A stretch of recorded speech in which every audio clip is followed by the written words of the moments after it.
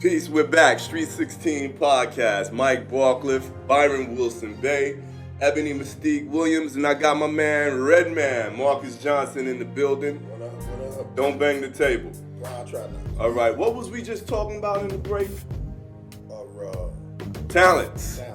All right, if you lived in a world where the government would take anybody with exceptional talent, intelligence, beauty, what have you, and put a handicap on you, a device that inhibits your greatest abilities so that the average and below average people would not be jealous, what talent of yours would they take? Now, soon as I posed this question, of course, Red said, yo, I got a question. Was the question, what if your talent is sexual? Is that the question? No, I said that was hers. Ebony said that. Ebony said that. Of course she did. Mine was, what if your talent was internal? It wasn't outward. It Explain. It wasn't the fact that you could draw. You could see that I could draw. It wasn't the fact that I'm fast. You can see me run fucking fast. What if your talent is reading people? What if your talent is other situations or mind frames or mindset that can't be quantified? It's not 10. Thank you. You would win. Game's over, guys. Red won. Nah, but they had devices that F with people's intelligence. Okay. So it might have been a device that could F with your emotional strengths or your balance or your chi or what are we getting at here? What if he never displayed his talent? It's like, how would you quantify it? You hide it from the beginning. Gotcha. So that's the way you win the game. Prevent them from knowing about it. So I got a consensus. There you go. Right. But supposing you didn't do that, what talent of yours would they take?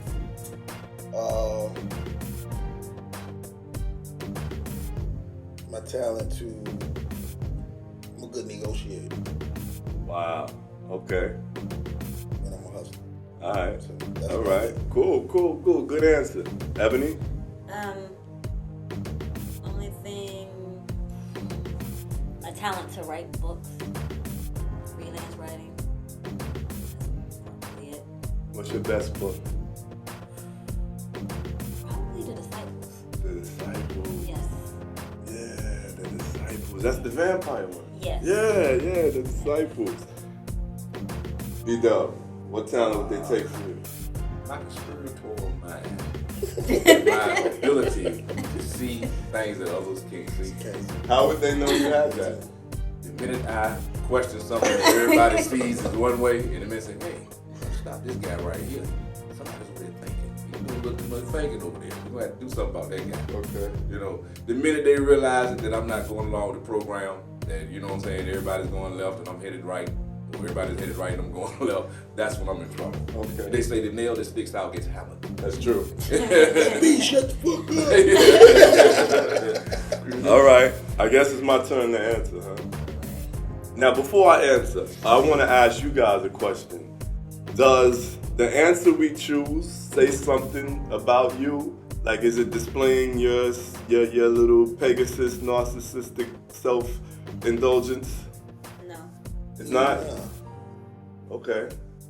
I think it's more of you being knowledgeable of self and having confidence in who you are. All right. Well, I mean, what would Marco have picked? You know what I'm saying? Wouldn't that have been a self-indulgent answer? Who knows? Who knows? No question. All right. Well, hey, I would pick my voice. Your voice. I would have to pick my voice. I would say that they would take my voice away. So you wouldn't be able to talk? I wouldn't be able to speak. Yeah. They wouldn't take my voice because they wouldn't be able to hear me. Would you learn sign language? I would learn sign language. Gotcha. For sure. And cut your fingers off. Oh man. All right. Voices. Cool. So earlier on the call, we did discuss that Def Jam was re-signing LL And DMX. Anybody else, or just them It two? was just those two that I saw. And people celebrated that, like Lizzo, right? No mad rapper action. But come on. All right. So are we celebrating that? Red, go ahead. You could go first. I mean, I think you could celebrate that in a couple different ways.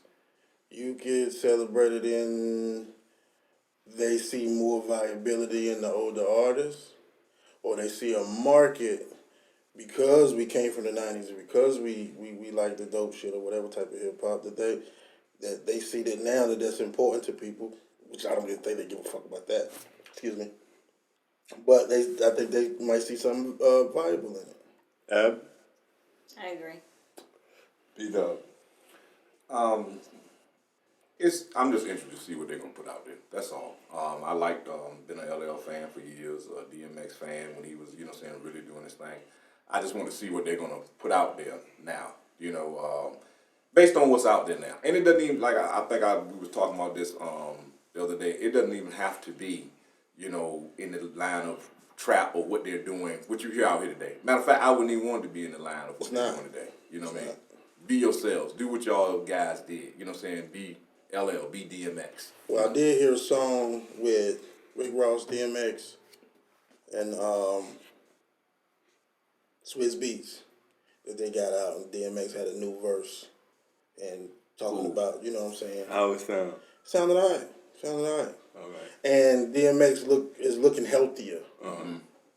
You know what I'm saying? He's looking healthier in the face. He don't got that, that cocaine look, that drug Where'd you out see him kind of at? look. In a couple different situations. I can't remember where. I didn't see it with my own two eyes. I'm just saying, just seeing him on the internet, he just looks healthier. When But he came was it home, like when he selfie came- shit or was it like professional photo? Nah. It was just regular, everyday stuff. And he had spit he was walking around. It was some video, and he was spit a verse with a white guy at some place, and he looked happy. It was weird. His energy looked a little different. Okay. Looked a little more positive to me. All right. Cool. You want my answer? Go ahead. She shook her head no on the radio. Yeah, well, come on, man.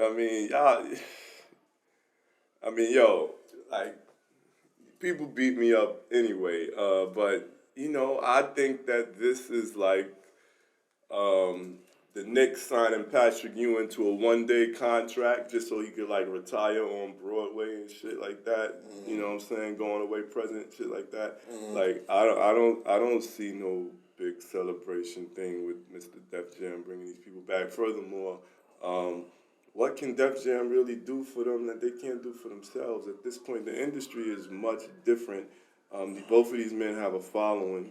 They could go to any money man with a setup and say, here, let me be part of your catalog for real, and it doesn't cost the money it used to cost to produce music because of the technology that's available. So why not take a chance and see if something gets lucky? Because if one of them go in there and come out with some black magic, they're going to get credit for all that shit. But if it's just a Patrick Ewing retirement party, they still like, oh, at least we tried. We were the good guys, I can see that angle also. You know what I'm saying? I can see the angle. But why them being a certain age or having a certain history or longevity, why shouldn't they be with a label? Would you tell any other rock star that why are you with a label? No, I'm not telling them that. They can do what they want to do. What I'm saying is I'm not celebrating Def Jam as Def Jam just did something special and she get a watch. I'm not celebrating Def Jam at all. Talking about I'm celebrating Def the Jam. artist. Yeah. I don't give a shit about Def Jam. We've been celebrating the artists, and so, they haven't done anything yet. That's out yet. The only thing that's happened out that was newsworthy was that Def Jam re-signed them, and I thought that was I guess a cause for celebration, What's the difference between a cause of celebration and just the fact to let you know they signed with Def Jam? I guess it's no difference. There's nothing to be mad about right now. Okay, cool. We'll be happy. All right, so You mad? yeah. That was a good show. So I'll close with this. Since we just asked each other what skill set the government would take in that scenario, what about in an apocalypse? What skill set do you have that would be valuable in an apocalypse? Great fucking question. Great fucking question. First aid. I can bandage people back together.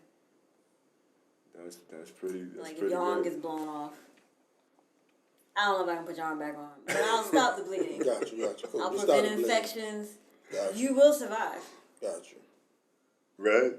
You said, what advantage did I have in an apocalypse, right? The fact that I murk your ass to survive. I don't give a fuck. That's what it. I'm gonna say there's nothing that you can really do with. I mean, my nationality. Explain. I did that's explain. I'm not going into too much detail, and as we talk about all the time, you know, me proclaiming my Moorish nationality, in an apocalypse situation, most of the people, African American, Negro, black, colored, if you're calling yourself white, Hispanic, Latino, Pacific Islander, those are labels given to us by the United States Incorporated. In a crisis situation, a U.S. citizen, you are property. And in law, property has no rights. So therefore, they are free to do with you what they want to do with you. Law applies to the natural person, nationality. That's where law applies. Legal codes, statutes, ordinances, resolution apply to the U.S. citizen. And they will be in an apocalypse situation, be enforcing it along those lines. Who are you? You want to say black, door to the right. You got a nationality, door to the left. Everybody that's property of the United States, you say you're a U.S. citizen, you see claim that black, Negro. But after that stuff breaks down, where there's no more gates and no more to the left, where it's just wilderness. I disagree with that, but go. And it's just people running around with wilderness. What skill set would you have then? Well, in the case like that, skill set, my knowledge, limited knowledge of nature, I can survive. I'll survive out in nature. What can you do in nature? I don't know what to eat. The berries and stuff to eat. Growing up, you know, my mother being from, you know, saying Carolina, grandmother going out into the woods, getting herbs a lot of time for like remedies and different things of that nature. Stuff that I've studied myself. You know, definitely knowing what not to eat, so you don't poison yourself. Those are good. Yeah, those are good answers. All right, my answer. I think that yeah, we good. One of my advantages is that I think I am above average at navigation. You know, I study the skies and the heavens and all that, and so I think that I might be able to navigate to get from, you know, locations. Another thing is that I'm not afraid to die. You know, I think that's a skill set. You know, death is not the enemy. The fact that we believe it's the enemy is one of the biggest root causes of us being powerless in some situations.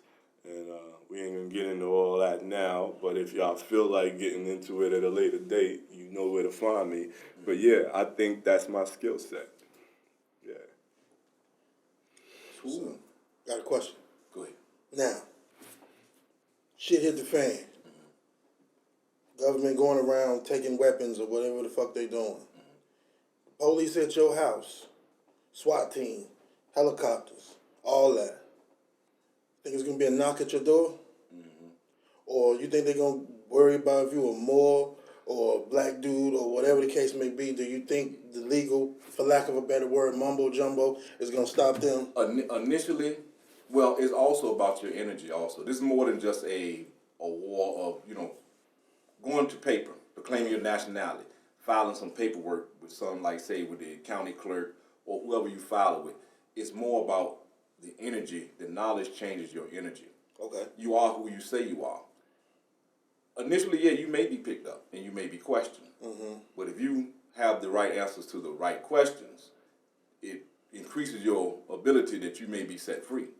If they ask you, do you have a nationality, sir? And see, for instance, somebody comes here from another country, if they haven't naturalized here, they're still citizens of their home country. They're nationals there.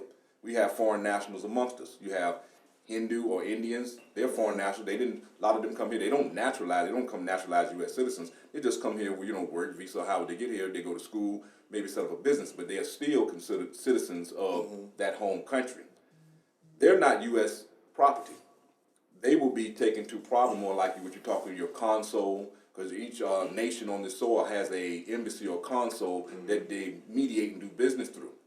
However, when it comes down to the question of citizenship, and you say you're a U.S. citizen, well, you are property of the United States Incorporated. Therefore, the United States Incorporated can do what they want to do. And being property, in law, property has no rights. It's just like this chair. Mike owns his chair. He tosses out the window.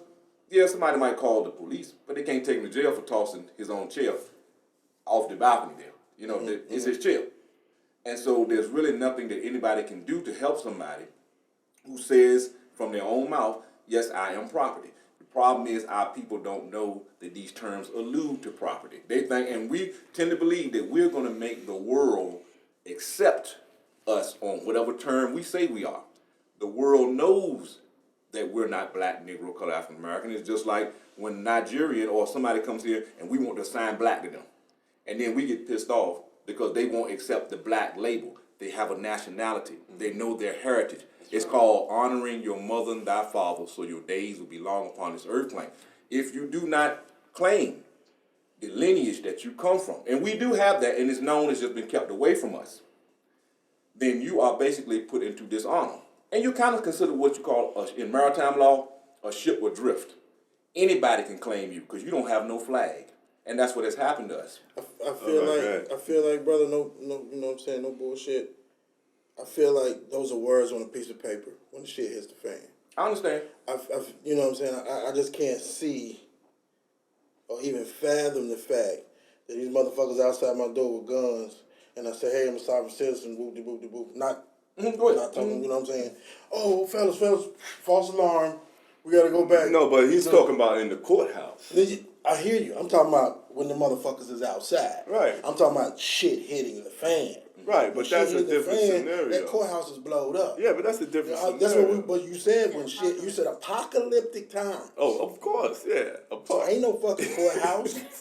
ain't no bailiffs. Ain't no. But he was just explaining. If correct me if I was wrong. He was explaining how it applies now. How it applies now. Oh yeah, I agree with that. But when you prefaced it with apocalyptic, right. I'm thinking shit is on and popping. It's coming. And it's coming. It's coming. It's coming because of the dollar, and we discussed it, the dollar situation. Because of the dollar, I can agree with that. It's and coming. That, you have President Trump here saying that, the economy is great. Everybody's saying the economy is great. But when you go on and listen to these financial experts, and you go around, they'll tell you, shit is fucked. It's fucked. And nobody's talking about it. Well, and so when you talking about apocalyptic, when you ain't got no money, that dollar that you got in your pocket ain't worth nothing no more. Oh, that's bullshit. You take it home, that's toilet paper. You know what I'm saying? And that shit hit the fan event right there. That's when it really gets chaotic. Right. Yeah. And it's, to me, it's levels of shit hit the fan. That's the economic shit hit the fan. I was talking about physical, economic, completely motherfucking breakdown. But see, once the economic starts, the economic is going to give way to the physical. The first, when you can't go to the store, you go in, a loaf of bread is $10. Or you go to the gas station and gas is $10 a gallon. Because the dollar bill is totally worthless and it's losing more and more every day. Once that runs out, now people are starving. You got somebody next door, they got kids. They see their kids got them crying. You gonna start looking real good at what you got in your house too. That shit hit the fan time. So they coming to get it. That's morbid, but that's why from one more to another. That's why we vote for Barack Obama. There you go, Barack Obama. All right, look, we can end it on that. Look, hey, listen, I get to do a dad joke, right? All right, somebody's at the door. We're going to shut it down. Thanks for listening. For all the team, Jeff McCoy, Marcus Johnson, Ebony Mystique Williams, Byron Wilson Bay, I'm Michael Barclift. We'll see y'all next time. Peace.